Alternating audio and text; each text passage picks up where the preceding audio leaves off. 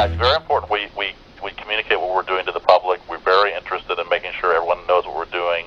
We're not, we're a civilian space agency dedicated to science and research and so on. So we're very, very keen to make sure that the taxpayers know what we're doing and everything. So, well, you know, when the article came out in the major newspapers, including the Huffington Post, there was no mention of lithium. Not one. Not one mention of lithium. Until I heard the recording of the actual, I listened to it. I listened to the rockets go off. I had no idea there was going to be a lithium dispersed until I heard payload lithium dispersed.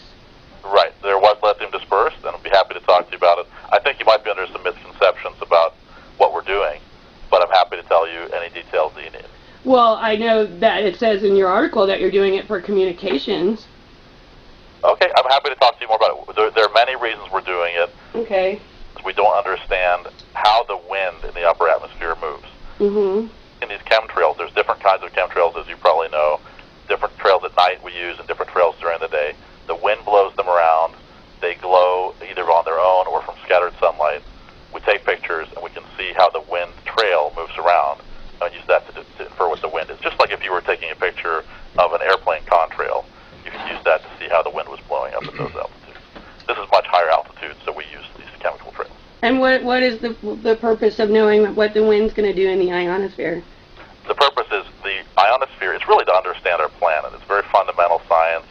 We're trying to understand. Every day we know there's electric currents that flow over the head. They're just naturally there. They've been there for, you know, ever since the Earth had an atmosphere and a magnetic field.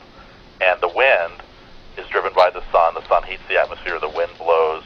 And every day that wind drives an electric current. And we're trying to understand what causes that. Essentially, how does it work in detail? And also importantly, when the sun becomes active with lots of sunspots and lots of magnetic activity, that changes the wind pattern and changes the electric current. So we want to understand both what it is on a regular day when there's no solar activity, and then what it is when there's a lot of solar activity.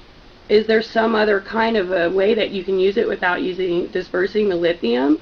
We're researching other ways. The lithium is actually harmless to the environment, and we could show you more about that. But it is tricky to use because we have to. It's very faint.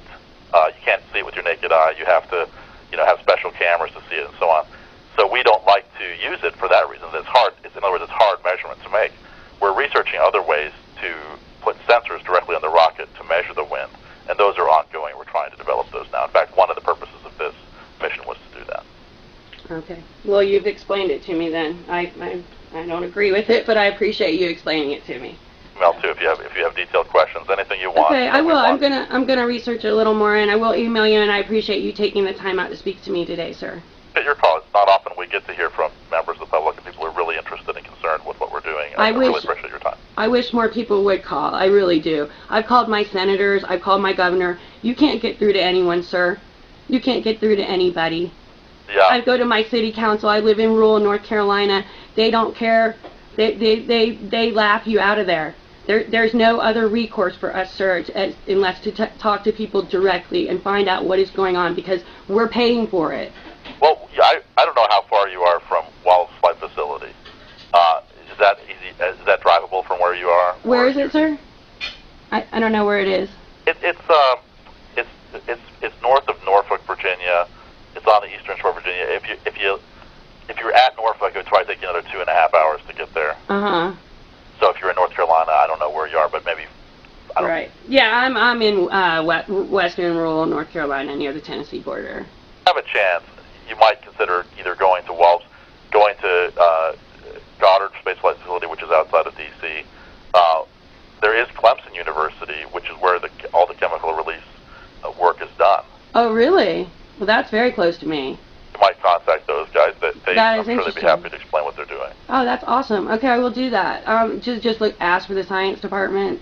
Well, I don't know what department they're in, but Larson, L-A-R-S-E-N, Miguel Larson is the lead, and he's been doing this for decades and can explain in detail what they're doing and why it's not an issue for people living. We wouldn't, we would be, as a government agency, we would not be allowed, to do anything that would be harmful. So he's under strict controls and that sort of thing. So he can explain it to you. He can even show you around, that sort of thing. Okay, and you said his name was Miguel Larson with an L?